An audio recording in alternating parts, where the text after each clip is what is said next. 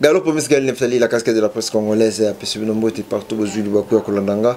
Une fois encore de plus, c'est la 4e chaîne de la dose officielle de la télévision. La dose officielle de télévision, une chaîne pas comme les autres.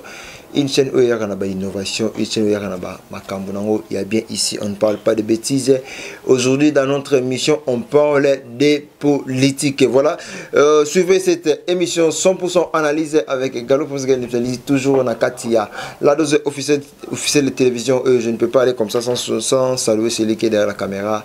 Herma Stadi, Omoni Mobali, Omoni Caméra, Herma Stadi. Pourquoi pas de dire un grand merci à Brida l'Overdose pour la confiance aussi que pour la fidélité. Talaka Kalbila où repose la confiance du chef. Donc Brida Lala Nae Pongi parce qu'il y a Zana Gallo Promis Gal Neftali Nae. Pourquoi pas de dire un grand merci à maman Efrazi Maboussé, les mamans Bota Brida l'Overdose, Talaka Kamama, Abota Brida, Aebiko Bota. Pourquoi pas aussi de saluer grâce Casa de que je Casa de Balobi, toujours la caca 1 kg, il y a de Dorana parfum qui. Un grand merci ainsi que une grande salutation à toi, papa Laure Malalo depuis London City. Pourquoi pas te dire des coucou à papa Ephraim et Jibem Pian en Belgique. Bon, ça tellement ébélé à Kolanda. Émission 100% analyse. Le lot Togolobela, point essentiel et surtout le point qui touche à l'actualité de ces jours. Mboka e ningana ki mboka e yingani mboka ezo ningana toujours na kati ya politique. Nani a mimi makambo ya mabe na kati ya politique, nani a simbaki, nani a zongizaki et pourquoi le lot ba yebi vérité. Mais to ko solonga mokote na zana invité na ngana kati ya plateau, c'est ensemble avec lui to ko yeba ko solongo na kati ya Mozindo. Bonjour monsieur Kali. Bonjour Ndeko Gaël.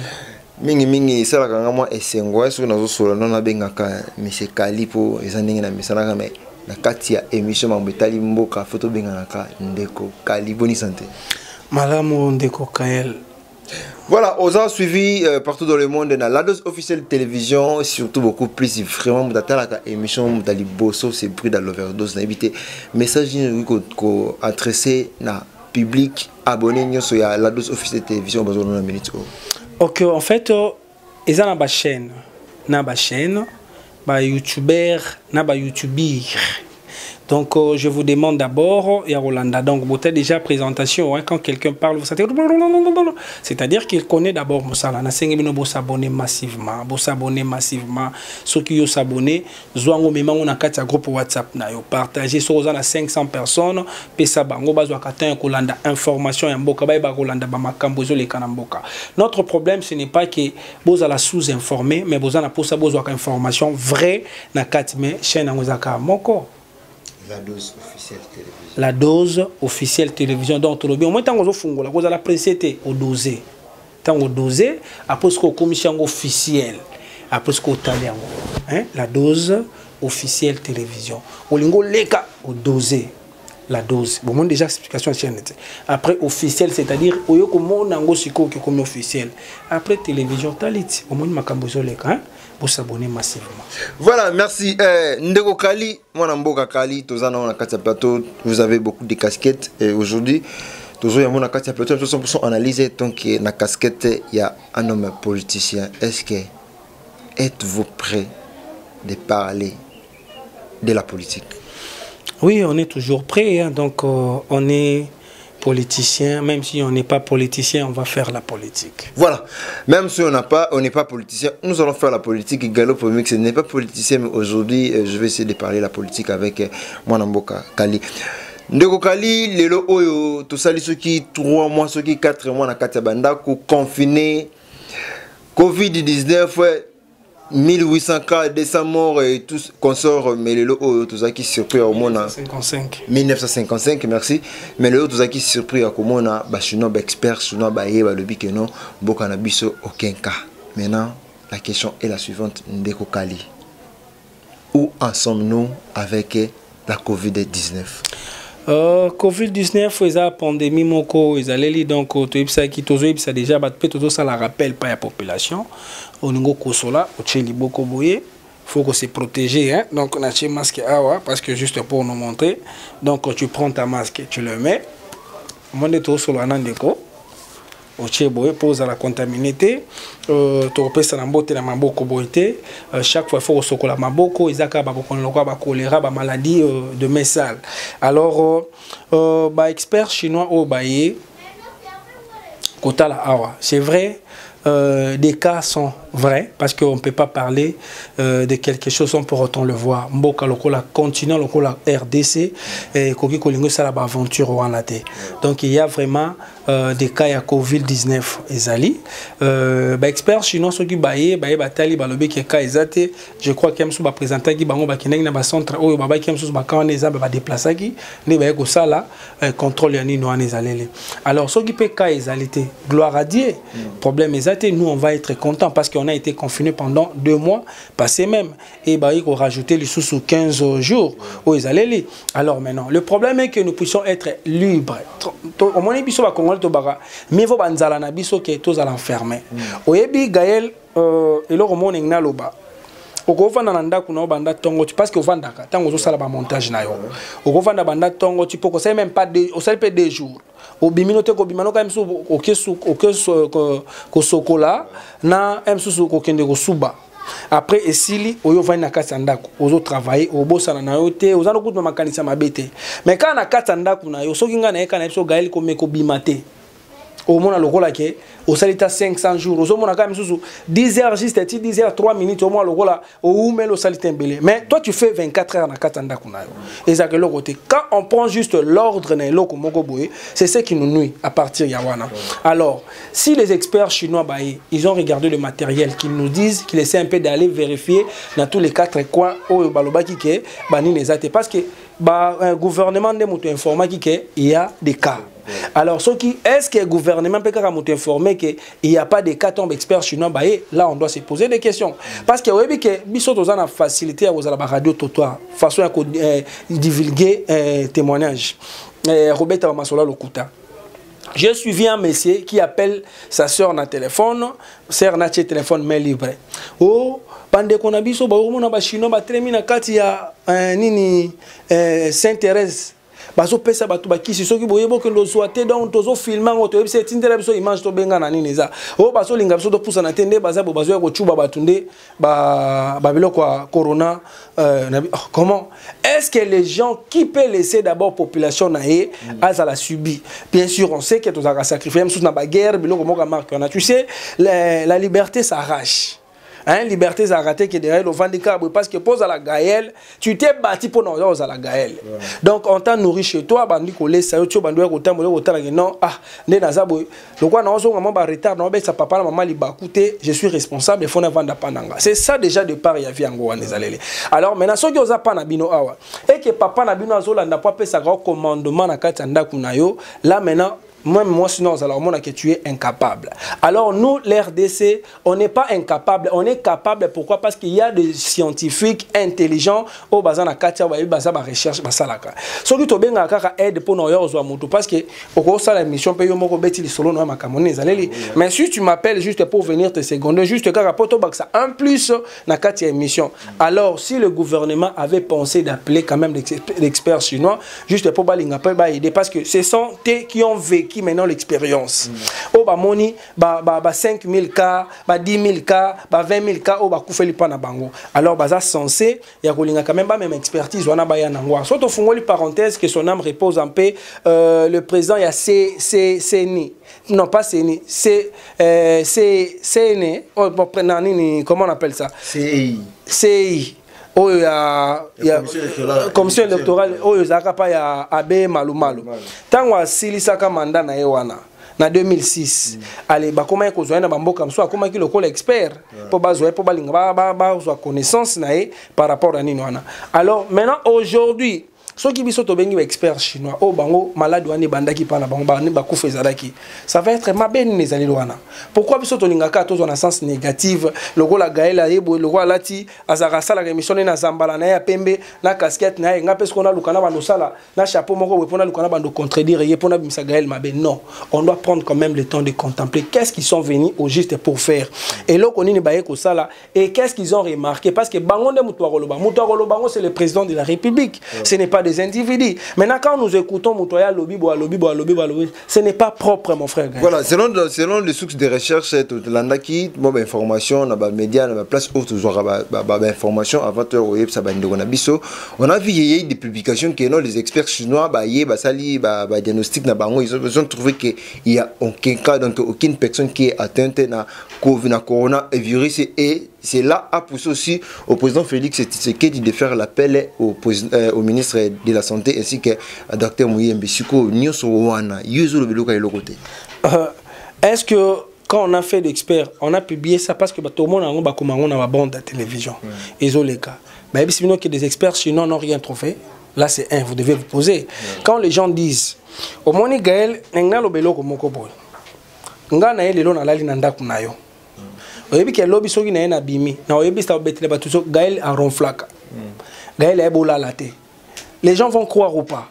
Ils vont croire. Pourquoi? Parce que nganto la ki na yo. Mais mutu so goza la la kane awate. Mais azana ndako ekangami na yo. Mayo ki bino bozo sala discussion ake betal batu lisolo ke o nanda kwa Gaël batu ba discuter. Et pourtant et là comme soubonné ko sur la téléphone, c'était juste les compréhensions mo goza la ki soit o tika ke loko noko kuta mutasala koti loko mo sko bandi ko yo lo ba voix ya yoki ake ko sala transformation d'information. Tu sais quand je dis te dis quelque chose tout ça par exemple 10 personnes na lobine loko na litoi. Yo po yebiso kuna ta on yo lo même songa ba ki je t'aime. Mais muto yo lo ba muto asuka même so biso ke bebem. Vous comprenez? Transformation d'information. Alors quand les gens écoutent, parce que bateau bazana autorité, il y a quoi informer sur ma cambona, c'est le ministre de l'information. Porte-parole, il y a gouvernement. Comment bateau bazoloba et pas plus bien on peut la télévision. Pas peut-être expert moko chinois yaki. Ça date déjà au Ebi qui m'a quand il y a quelque chose de vrai et les carambala moko facilement la télévision et bimaka na ba source de communication et tout ça na cessé mais pour bango moko ba konza mboka ba leka ba lobelango ezala un peu difficile. Est-ce que pensez-vous que na ndenge ba publier ba taux élevé du jour au jour où il y a bato bazaki atteinte à coronavirus et du coup quand ba mo expert ba bi que non mutaza atteinte à coronavirus ça dit ah tu penses que ba leka na télévision ba lobango pendant que docteur Muyemba no leka na télévision azo publier ba taux élevé du jour au jour.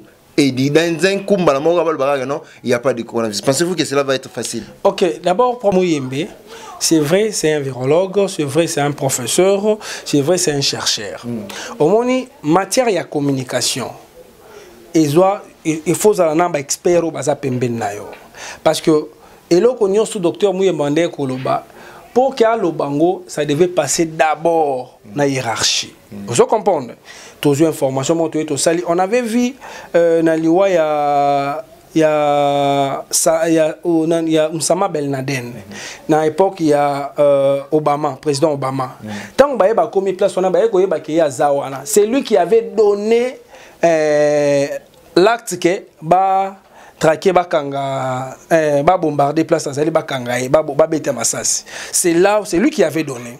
Alors maintenant awa au mona biso les gens écoutent sans pour autant vérifier balobi nae papa akendaki ko beta yepo ayoki ta suka te soki mama soki mutuni yemba moko ya Gaël oyoki papa mno kende ko beta mama bino ba benga mama ba beta ki ote o kasi biso to ki papa ki ko beta ote akende ko beta ni ta kende ko beta na ende PMI.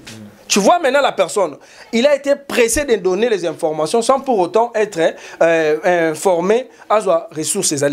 Le professeur Muyembe, ce qui va interpellé par le président de la République, le ministre de la Santé, c'est juste pour aller se justifier par rapport que non, mais maintenant, ce qu'on expert sinon, alors comme Bandeko ça déjà tourné on peut parler de l'atteinte, il y a 1000 personnes, mais bateau baza guéri tant au traitement Bandeko. Si l'expert chinois ba ina ba matériel na bango ba batali ba ko sala ke non moto déjà le cas ba melaki ba kisi ni no nesili moto ko za na 2 plus à malaria alors moi c'est que non ndenge ba expert ba yebo ina ndenge ba no traitement et réussir ba yango ba trouver bango ba za atteinte. J'ai donné l'hypothèse juste pour essayer un peu d'apaiser par rapport il y a un réflexe à bateau. Voilà. Parce que nous on n'est pas là où babilo ko nezaleli et le président Bengeli Bango président yemo kwa yebi na mutu na o ya koloba na bango. N'est pas dit que le président ya bango que bino boba na ngaki ba malade des experts chinois bazala ngote. Non, c'est pas ça ce qu'il va dire. Et le président va le poser des des questions qui a yebi pe ezalaka qui va ici va réunion na bango on va toujours écouter. Voilà. Tout le monde on a ils mangent et ils vont faire toujours des commentaires ton babimara bati la bango micro. Voilà, pensez-vous que cela a été fait sous côté Rimon Bikara pour recevoir la somme qui a été promise par l'OMS? Est-ce que bon on en est comment? Je ne sais pas. Mais apparemment on dirait déjà besoin déjà bon. Alors maintenant ce qui est comment? Bon, ça pourrait aussi nous aider pour makambo sous na kati ya mboka na biso o itali makambo sanitaire et ko aider biso na makambo santé parce que OMS elingaka ke soutenir biso ba kaya ba malaria o to kufaka ba typhoïde o to kufelaka donc bango balingai kaka ba pesa pour na coronavirus soki ngai naza professeur Muyembe to docteur Eteni ministre de la santé na ngai na zo mbongo wana to vira to kocha makambo sous to pesi ba chercheur sous ba lukila biso vaccin pour na makambo sida ba lukila biso pour na vaccin contre ma malaria. Vous comprenez? Ce sont des choses qu'on devait quand même faire. Gaël, tout ça canate. Mbongo batouana bapé sarabiso. Tu crois que bango bazan nango quelque part? Oyebi que mindele bazan mystique. Bako pe son bongo na gauche, bayo récupérer on à droite. Bako pe sabiso ba 45 millions otozoka ba montana toyoka ngoka na munoko. Oyebi que koza po yo komika 47 milliards de dollars. Combien on a papier? Même sous tikufa na aussi même soit à 10 millions. Au monde nango pétate. Biso otangi to sali ba biochimie hein. Je comprends pour tout ça la médecine du colo. Donc tout tangi ba manganèse ba cuivre ba uranium ba bloc wana. Tito aussi si to tikali komo na ngote. O kufa pe mais otanya on a table périodique. Vous allez biso mongol baka pardon, hein, une polémique pour pas continuer. Ok. Donc il y a des histoires où on doit quand même se révolter nous-mêmes. Et ça que bambo on a biso batwana bazwa basakana biso ba caoutchouc, ba coltan, ba cuivre, ba bloc wana nyonso to. Muto azoya kozwa biso biloko. Aya otoka diamant lokwa muto otoka ba manganium. Manganium existe. Nous avons besoin de manganium. Ok, il y a muta yebi bablo ko anezale. Muta zo kotoka or. Aotoka or lokwa muta zo toko. Moni ba maman bateka nguba, le bateka la biso madeso. Moni to chaka na basakombi. Siko bango ba otoka na ba cantine ya ba 20 litres. Ba otoka siko or na biso bongo ba okenango. Siko or wana pa même sous so wana koza na valeur ya 700 milliards. Mais bango bazolo ba pesi biso don ya 47 milliards et pourtant oh bango bazui et les qui wana fois zalel. So biso to eto kangi bongo wana pas de contact na OMS biso mo tout to gérer makambo. Mais là qu'est-ce qu'il faut retenir sur les rapports des experts chinois par rapport aux résultats donnés par la statistique donnée par le docteur Muyembe et le ministre de la Santé? On doit laisser d'abord le temps au temps, laisser les experts chinois baika basali mbala moko batamboli Kinshasa mobimbate. Ba continue ba hôpitaux nyonso touté. Alors maintenant, on doit les laisser le temps et si le professeur Muyembe et le ministre Eteni ba lobi marque wana bazali ba relaxa bango bakawana. Ba bandé na ngom sous bazo sala expertise malembe. On a vu le chef de l'État président Félix Antoine Tshisekedi à sala qui rond ba babi que Félix Tshisekedi na tambo na hôpital nyonso toi qui na hôpital nyonso touté. Mais à sala qui na quelques hôpitaux à quelques temps ici à Tokaki Keno bah tout bazaki atteint la coronavirus bazaki mise en quarantaine à l'hôpital du cinquantenaire. Ok, Missous bazaki na ngaliema. Mais ce que vous libérer dans quel moment? Par contre bango va se révolter parce que ba fandi si bango baza atteint la coronavirus cité ba fandi si bango bazo kiper bango te bazo laisser bango te ba se révolter qui il y a eu des vidéos qui circulaient partout yo mona monter. To moni ba image wana kaka na vidéo on peut pas dire que ba monter to ba monter te. Balaxi pana biso malade moko avandi ba tcheli 3 plans biloko azali kolambe to lati sengle na vidéo et balaxi ba o baza na quarantaine na ba poto ba tche bango ba sonde. Voilà.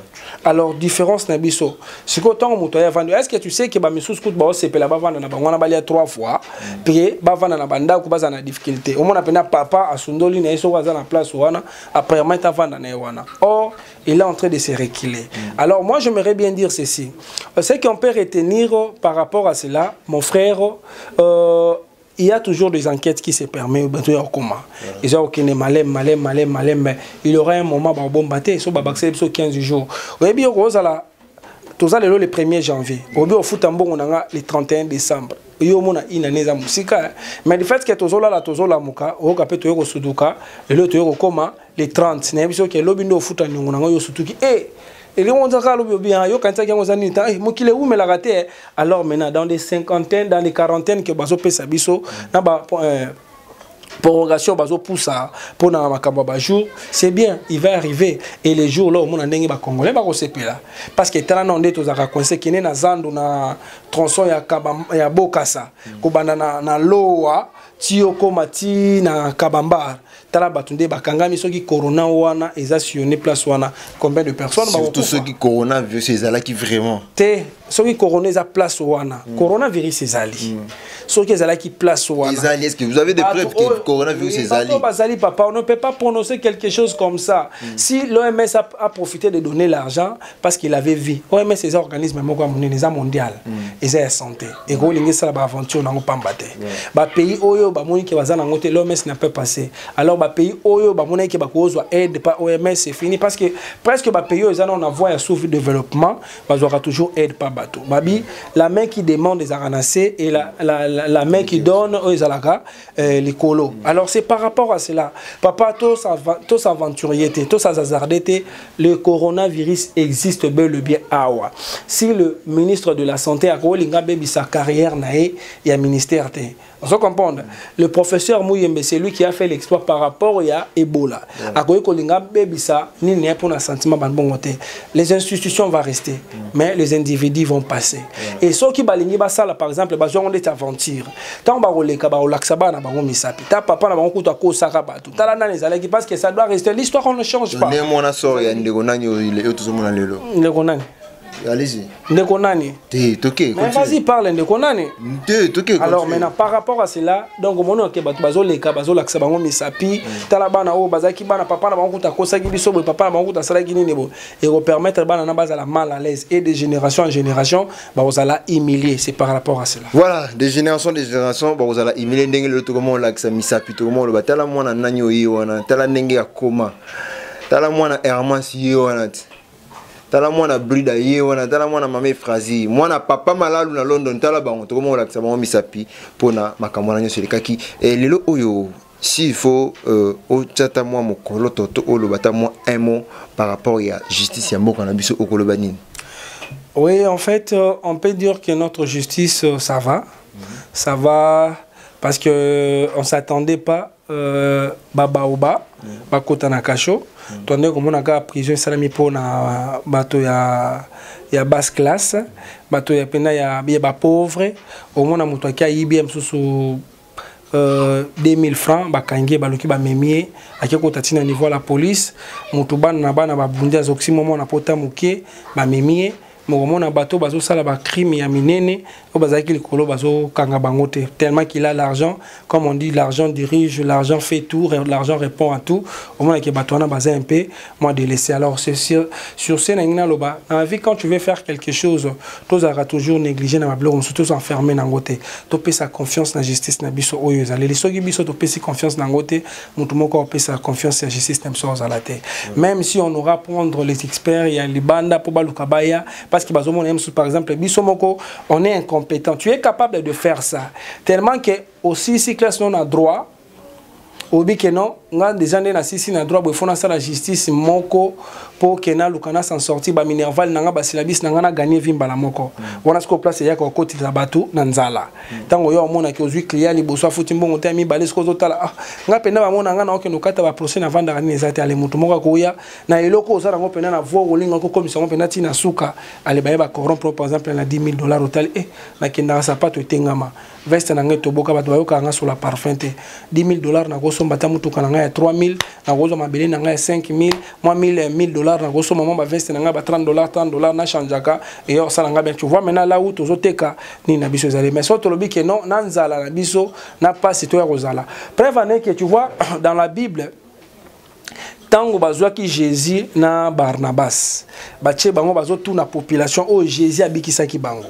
o Jésus apesaki bango mapa na mbisi o Jésus alamusaki bibembe na bango o Jésus atambusaki bakoka monisaki ba aveugle na bango bamonaki mais o Barnabas azalaki mukonza bakulu na roi général bakulu na nyoso to soko leki na place wana donc soki liboko eti qualité likolo akolongolo bilamba nyoso to azoki ba moni mwasi no a violer so pas moni asala sali mais tellement que les humains donc batu tozaka à Batou, de Baïkotounana, Jésus na Barnabas, et les gens ont choisi Barnabas. Pourquoi? Parce que tout le baquet, les lopé biso na Congo, dans le monde, les gens préfèrent maintenant avoir pas une bonne justice.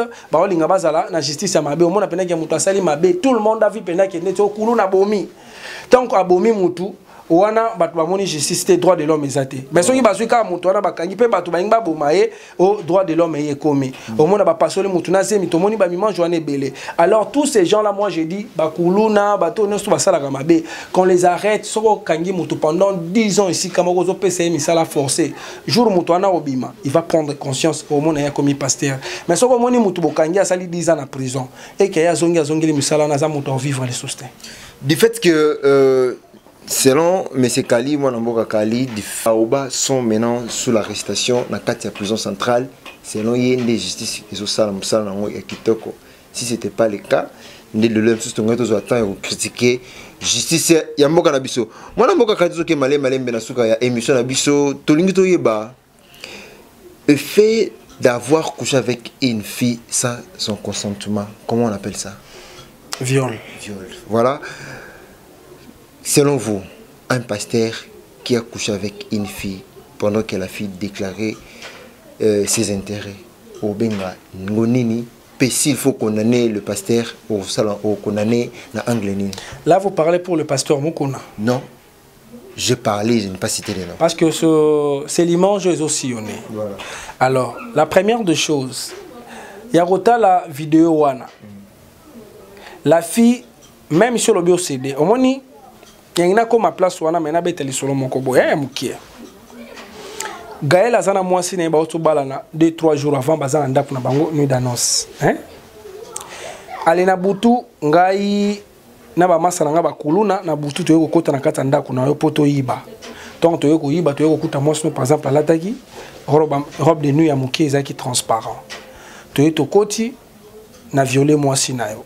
Azo gangati, azo lela na misu na yote. Après un moment, so omoni mwasi na a cédé. Abandis ko se contempler payer pas bandi ko sepela na eloko na sa na misu na mobile yo vandi na ba masa nga ba telemi ba mexoko meki ba sala. Na violer mwasi na misu na e, ale mwasi na bande ko ganga ko violer nga tete kanga boy azo lela mobile azo lela. Après un moment moi pena ke mwasa bando répondre bandi penda ko sala bolingo bango mbale mwasi penda komi penda satisfait. Soki mwasi wana mobile ya kei. Bamiyibi wana baki batiki mwasi wana. Est-ce que mobile wana olinga bazonga na mwasi wana? Akomona lokwa ke za je mwasi wana salaki parce que soki abeka ke za viol alinga continuer kaka na boya.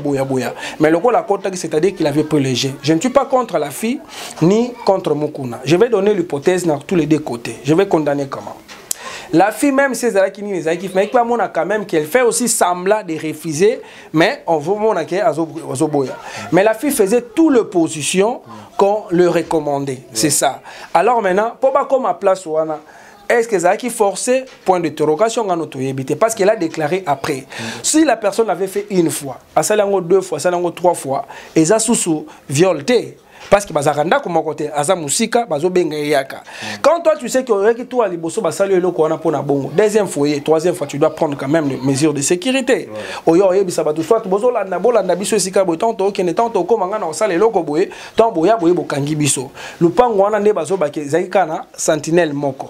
So ki bayaki baye ba neutraliser après baye ba koti na kati baye ba landi na sima bazolanda parce que système ba GPRS ezali on pourra quand même le voir so baye ki okuta mutu kona fragrance na moment na boya omona nde to mona image moko so ya pasteur Jérémy so nani o ba pibiango abimaka na basi ya ba bandimine na kati ya église donc ba kanye ba sambushi ba to bimana comme une fois deux fois 3 fois 5 fois on se comprendre parce que à Toubeli il est conscient de ce qu'il fait alors so ki omoni olingi moi si moi so bino okena lingaka mibali 5 na bimana 3 c'est que abimana mibali 7 olinga 10 à cause yoka bon pas mona ke asala vite.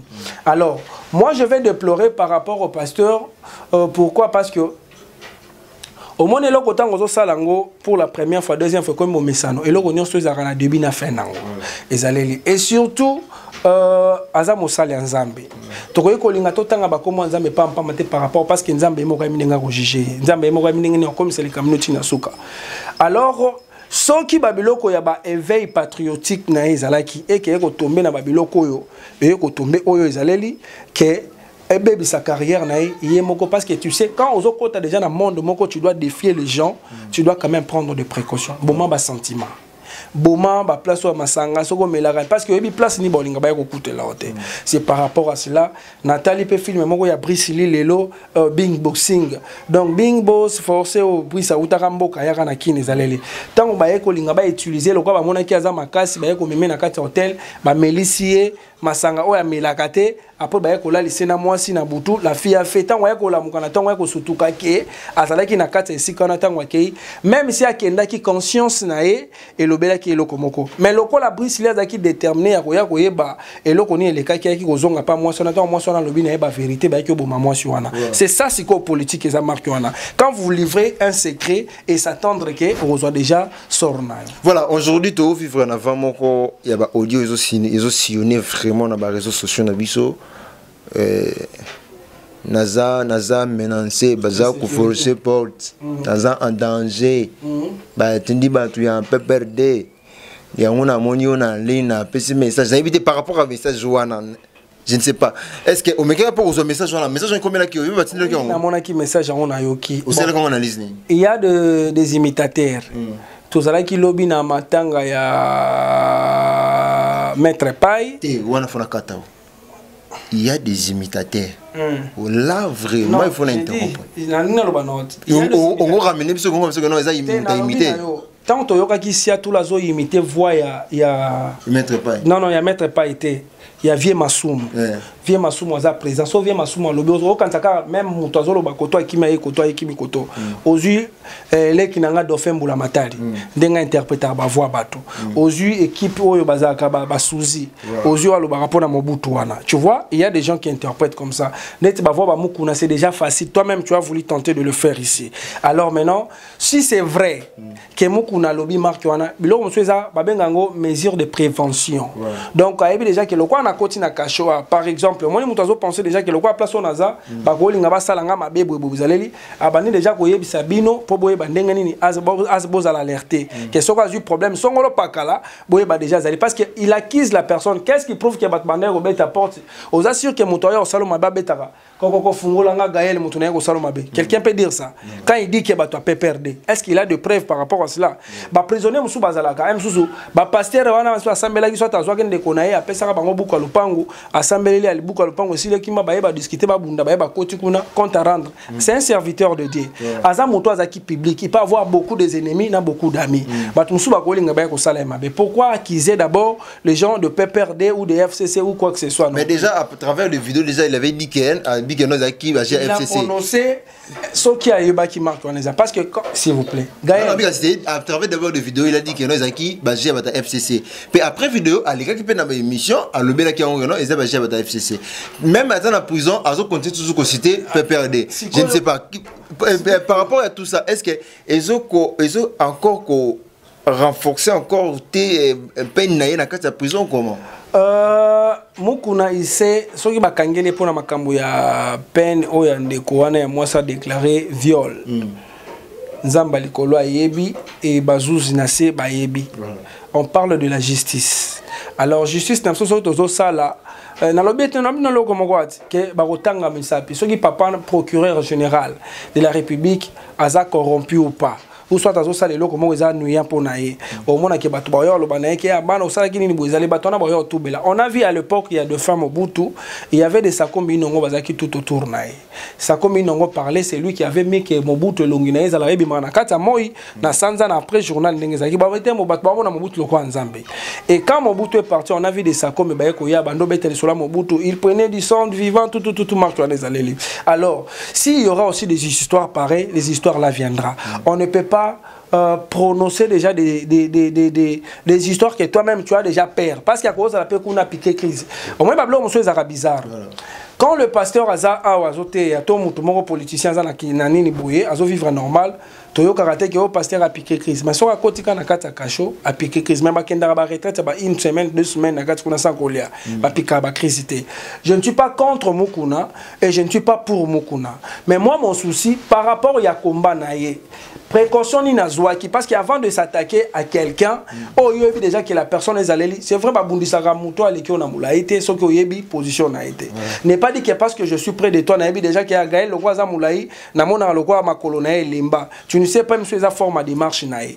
Oh na okanyeka na ma colonne ko ici nase. Tu te trompes parce que tu ne connais pas. Donc muta vandi ba mekarana Moulaï te soki osa ya côté lema. Est-ce que yo ozala côté mozo ba kina lekio na mo tanga hôtel mo ki a lekio na ba 3 mètres oyo ko sutuka. Alors de biloko ba ko sala combat naï, je peux dire que zala qui bien. Mais le lengeni na memeli yango. Parce que tu ne peux pas aller taquer et dire des mots nuisants chez l'individu. Ouais. Chez l'individu. Aux autres, taquer la personne. Si vous allez taquer, ok, funda, kende bloc parce que non faut porter plainte. Nandenga kulisit. Yo zolo bana moto, nandenga bato déjà ba comprendre déjà qu'il y a moto tia zolo babo. Ayebi déjà qui fond de la biso na ba fond de la biso na fond de la biso. Allez batona ba intercaler. Donc moi écoute ça ko na ba bloc argument au fond des até pourquoi parce que yo moko c'est dénoncer ango. Mais surtout qu'il a dit que non, lui il connaît la personne qui a tué Fémosé Laurent Désiré Kabila. Est-ce qu'il était présent d'abord à l'époque là? Est-ce qu'il avait des collaborations? Azaki Nandaku ya président Laurent Désiré Kabila. Toi yokai kali solo. Bato kout ba vivant événement wana. O bazali msusu bazatinde babeta le solo et dit kapend. Je crois que qui peut accepter que mutu oyo baye babomi yo zate yango na lobaka bande ko na biso ba excuser nga bande ko témoin de Jéhovah ne babake baza ba témoin Jéhovah. Alors transformation information so tali ba bible na ba on a de batela Jésus na croix c'est différent par rapport à où ils allés mais bango balinga ba laksa ke bango nde baza na nzambe ya solo par rapport ya bato bazaleli. Alors les gens on va vivre qui scène ya liwa ya musée Laurent Désiré Kabila bango nde mutu ba kobete la biso solo. Si ces gens là se cachent tant pis moment au balinga ba lo ba lobby est-ce que muku na ba memela ke ba image c'est ça le problème. Est-ce que mutu moko abetela ke solo ndenge zaleli c'est ça le problème. Mais quand tu veux accuser quelqu'un on sait que Moukouna a travaillé avec le président de la République. Le président honoraire, pas Mouzé. Pas Mouzé, j'ai dit Joseph Kabila. Et il avait dit c'est son parrain. On voyait quand il faisait la déclaration dans l'église, bon voter, Joseph Kabila. Le frère Patrice a chanté. J'ai cherché l'église, je l'ai trouvé dans le monde. J'ai cherché le monde, je l'ai trouvé dans l'église. Ouais. C'est ça, tant qu'on dit qu'on mélangeait déjà Babiloko, il y a un monde satanique, un monde de Dieu au Sangisango Sikamoko et Bandoua Robeta flamme. Vous voyez? Donc il avait pris la politique et il a quatre églises. Alors, au lieu même à l'église, parce qu'on sait que dans l'époque où il y avait Israël, il y avait des rois, David, il y avait des prophètes qui dominaient sur le roi. Ainsi dit l'Éternel. Mais c'est ce qui perturbe c'est ça le problème, mais quand tu es ferme avec ta parole, non, non, non, oui, non, oui, c'est ça. Tu vois, on dit que Dieu ne change pas. Mais j'aimerais bien dire aux gens que Dieu peut changer dans le comportement. On a pris le roi Ézéchiel. On a envoyé le prophète pour le dire qu'un malade aux obéla, ils ont même on a liwa. Et les prophètes étaient sûrs parce que ce n'est pas c'est Dieu qui lui a parlé en face. Tant que prophète Ézéchiel, prophète Ézéchiel a dit que Dieu a été touché et Israël.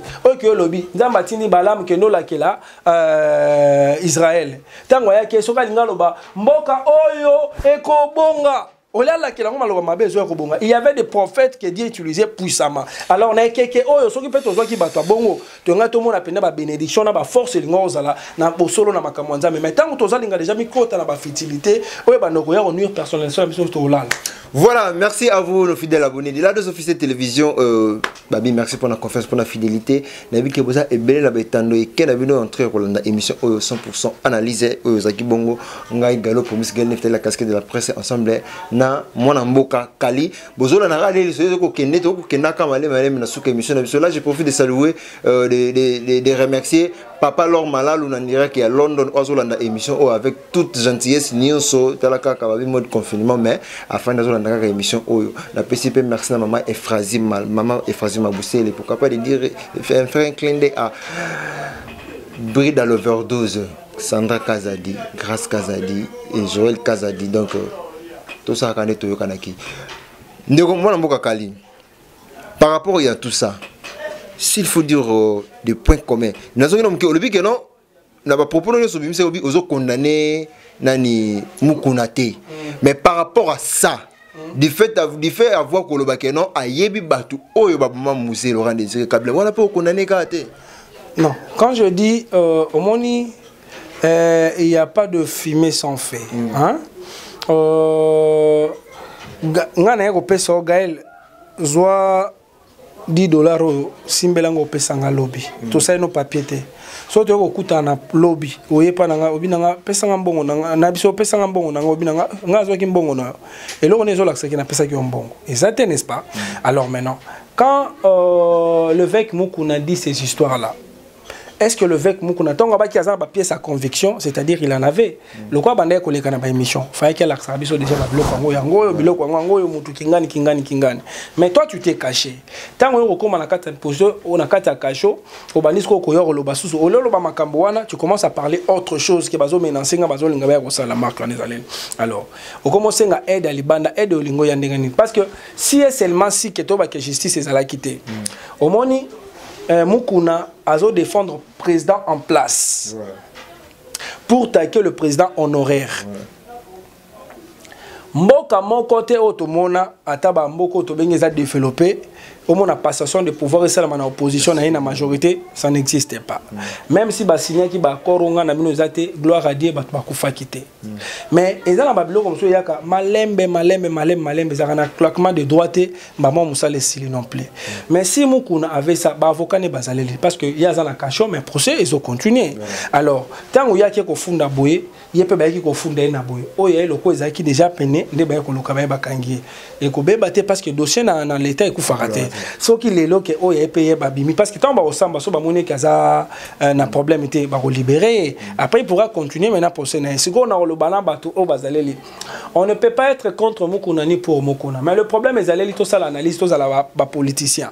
Alors si Mukuna était prêt de faire cela fallait qu'il y ait un entourage ou a déjà prêt ben va passer procédure n'engi en linga kende so qui a bandé ko sala parce que mutu muso azalaga ayebi simino kende na zabwe pende fona ke no bundisa bango babite ko bundisa bango na note vanda na to lukato la papa na bango aluka ya te ngai fona kende kaka oh na kata le pango na bango kanti lo kwande bazaka deux personnes ba misusu ba bimakate ba bomba na bango na kata ndako yo bite lo kwa baza deux personnes na bazanzo to mike na obeta bango tango yo koti yo kokuta ba yana bango minene ba vanda na bango ba bimakate ba beti na kata ndako na bango olingo zonga ba lo ezate ba ko talo ba ko mona ke non yo place ozali moyo bima ezate ba ko talo so to bimi obukani ona kata lupango wana to mona ka balko ba bazaka mi bale puta ba bomba na kati wana alors muta bomba na lekio na mayele je m'excuse ne crois pas que parce que ozolo beloko moko oyo même si ozana ba preuve nango olingo nuire moto oyebi ke toza mwana muke oyo gangele na miso bato akei so bandi ko yo gangele na miso bato chaque jour so linga zong solo réponse ato beta na oye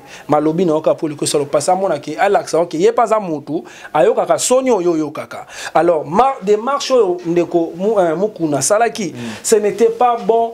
On ne peut pas produire. Voilà, éveil patriotique naé, c'était bien. Mais pas pour inciter les gens. Vous voyez? Il y a Rotanga, oh Joseph Kabila, oh Nanibou. Joseph Kabila l'a fait, l'a aidé. Même à Betara Solo que ngai tang bayaka, ngazaki na nironi nezaleli. Mutumso ko ozana $10 sikoyo.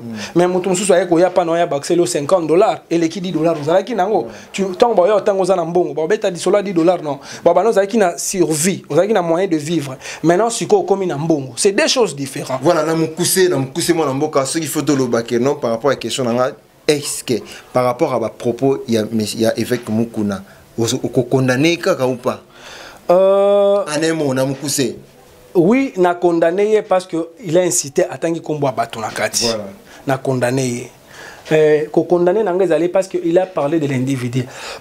Je m'excuse si c'était pas kombo mutu Natie, je m'excuse. Je m'excuse.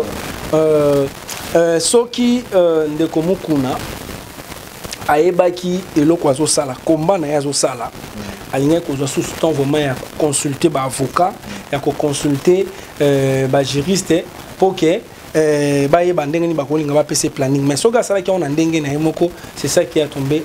Je l'ai condamné par rapport à cela mais tous autres compatir on a yé on a par rapport ya santé par rapport ya vision naé et à la pression ko katanate aye bandengeni na rolande lango je crois que bande ko avocat bazo bunda po ke baluka bazong saé na ba droit naé. Voilà, merci de comme Pene Yasuka émission Nabiso. Notre dernière question qui est Manamboka Ndegokali. Tout son nom Kessima. Dans l'histoire, il y a Sauvant le Congo, na éveil patriotique. Point commun nous autres na Katouan. Basant le même objectif. Nego Coutinho n'avait pas cité même le nom de qui que ce soit. Il avait dit juste Sauvons le Congo, il avait réclamé la population de sauver le Congo dans le domaine de Soto. Alors, Ndeko Mukuna a il a vécu quand même, il a moni Coutinho Tangwazalaki. Au moins, mabe moko le sous Ndeko par rapport à d'autres questions tuninga. Quand Ndeko Coutinho Zaki na kata kashon. Il n'y avait pas une commission de passer bandé ou ça la réclamation balukaba qui n'est pas président honoraire ba qui n'est pas na bimisa même si muta condamné tu sais au gros ça n'a pas la 5 hein au kangi moko c'est mabe je m'excuse au kangi bana basali mabe au cheba on a katanda moko misusu ba osakana soki bazana bolingo adamu na ba yemuta bandé ko sala mabe o kabana musuba ya papa pardonne lui non bimise kaka yo po ba te obimate ba keso ya mo ba papa pardon lui nous allez après moment moko kaka obimise pourquoi parce que oyo ki bana ba sengele mais ya ko sala o ndeko archibishop Coutinho azaki na kasho il n'y avait pas de pasteur qui venait faire de démarche alors moment là ki ndeko nenga bimaki na moni pe nenga sali ba vidéo na libanda ya ko loba pona makambo ka retali mboka siko ndenge ndeko Mukuna zaleli ba pasteur ba sangana pe lisusu ba sangana batala na problème ya makambo ya mwasi wana te zaleli même s'il a de fautes même s'il a été condamné par rapport à biloko wana zaleli ba ça la l'union fait la force l'ensemble ba ki ba kutena président Fachi ba ki ba sololi Fachi a reçu savoir que non problème c'est la justice tant ba comme na justice c'est katalikambu. Est-ce que c'est pas aussi impossible ba kutana na président honoraire? Oui, c'est possible. Pourquoi? Parce que quand vous accusez quelqu'un, même si la personne a fait la chose, mais la façon dont vous avez procédé, mais ce qui c'est normal, au moins vous pouvez faciliter et aider. C'est ça. Merci, nous sommes arrivés à la fin de notre émission, mais notre dernière question, pensez aux idées aux est-ce que est-ce que l'essor de l'évêque Pascal Mukuna est la même sort dans M. Coutinho Fernando Koutane non? Non, là je dis bientôt il va sortir, bientôt, parce que si et seulement si que ils ont un problème il y a des quoi moi sur wana où ils allaient li tout le monde a fait ba vidéo on soutient bandi déjà aussi il y a des quoi moi sur wana des ba masolo so beta parce que l'autre est pour tout le belangote au mona. Donc l'évêque Mukuna va sortir et tant à Robima, on verra maintenant une suite favorable.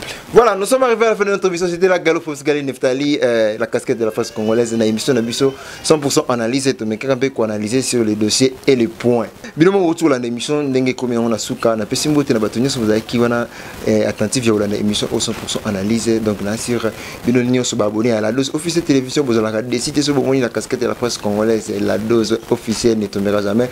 Bride à l'overdose sur mon casquette azara déjà sur la makambo émission. Merci à Papa Laure Malalou na London, merci à Papa Ephraim et Jubem Piano na Belgique, merci à Maman Ephrazib Maboussele, merci à Grâce Kazadi, Joël Kazadi, merci à toute l'équipe technique de la dose officielle de télévision. Là je vois Hermastadi, je vois Jean Mwanza, je vois Bénédicte Mboma ainsi que Brenda Ndomba. Merci aussi à mon frère aîné Deomobus, mon frère Gallo Promix. Merci à Maman Chantal, merci à Maman Pierrette, merci à Maman Marie Fumbi, merci à Chantal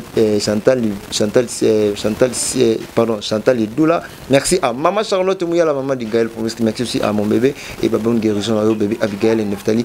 Tout comme nous émission de son habité, moi numéro contact, n'a pas dédicacé, n'a pas tout balandi émission. Merci beaucoup, plus 243 89 77 19 740, plus 243 89 77 19 740. Merci Nayo, bon anniversaire à toi le 6 juin dans notre comité Métozo, la déjà avant. Maman Annie Miyalo m'a fait, ma maman a fait l'année. Merci Nayo, pasteur Eric Mafoulou Fouelo pour un éveil spirituel au Yenango. Merci Nayo Kodambo Kaya Willy Moucheni, donc toujours autant. Merci na Batonios Tobazo Landanga. Merci na Christine Mbonda na Paris. Pe merci na Aimé Djouma Pe Mojo. Pe merci na Bananios surtout Papi Chombonda na Paris. Grand frère propre, pasteur Guy Bond en Belgique, docteur Guigui en Afrique du Sud, Trésor Ngunda en Afrique du Sud, Paton Ngunda, Pena Mwasinae, Anastasie, Maman Nakuna Nakati Angola, Nzamba Pambola Bisonde Tokute na prochain numéro na Ozala. Voilà, merci. Et j'ai oublié de saluer Nathalie Loko na Bruxelles. Nathalie Loko na Bruxelles, pourquoi pas de dire une grande salutation à Merveille Mobutu de Djoubek. Merveille Mobutu de Djoubek, la photocopie copie de Fali pour pas la merveille. Merci aussi à Pamela Makouti, Raman Touboutela, Bangotou Bazakana Djoubek. Merci à toi aussi, mon ami d'enfance, Ben Mayala. Pourquoi pas de dire aussi des salutations à Chika Lukao. Chika Lukao, Goudi Monenati Stress, la Kata France. Donc, coucou, bonjour, Nabino. Merci, Nganabino Tokutani, Mbalasima, bisous, bye.